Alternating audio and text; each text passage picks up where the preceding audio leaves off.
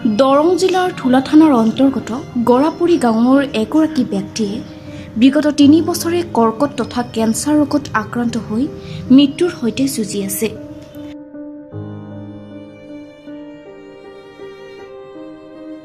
সৰু এখন তামোল পাণৰ দোকান কৰি পৰিয়াল পোহপাল দিয়া চটকু শেষ নামৰ ব্যক্তিজন এতিয়া অপাৰক হৈ ৰাইজৰ পৰা সহায় বিচাৰি হিয়া ভৰা কান্দোন। 3 বছৰ 3.5 বছৰ হ'ল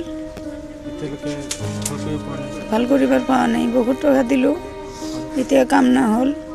এতিয়া যেটাতো ক'লোঁ যে আমাক কিবা সহায় দিয়ক, হাটে বজাৰে লৈ ফালে 2-4 টকা তুলি দিয়ক। এইবোৰো মানুহ নাই, কোনো দিয়া নাই।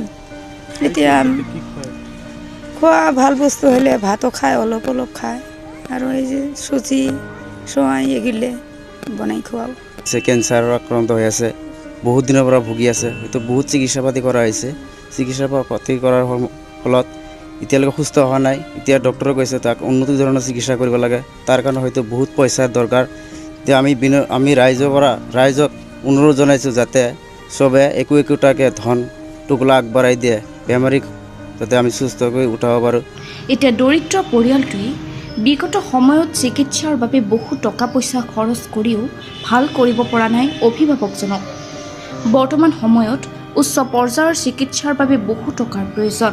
সেয়ে কিছু আৰ্থিক সহায় বিচাৰি অসমবাসীৰ আগত কাটৰ আহ্বান ভুক্তভোগী পৰিয়ালটোৰ। আমি প্ৰাতঃ টাইমৰ পৰিয়ালৰ তৰফৰ পৰাও সমূহ অসমবাসীক অনুৰোধ জনাওঁ, আপোনালোকৰ ক্ষুদ্ৰ সঁহাৰিয়ে কিজানি বৃদ্ধাগৰাকীৰ চিকিৎসাৰ বাবে হয়তো কিছু সহায়ক হ'ব।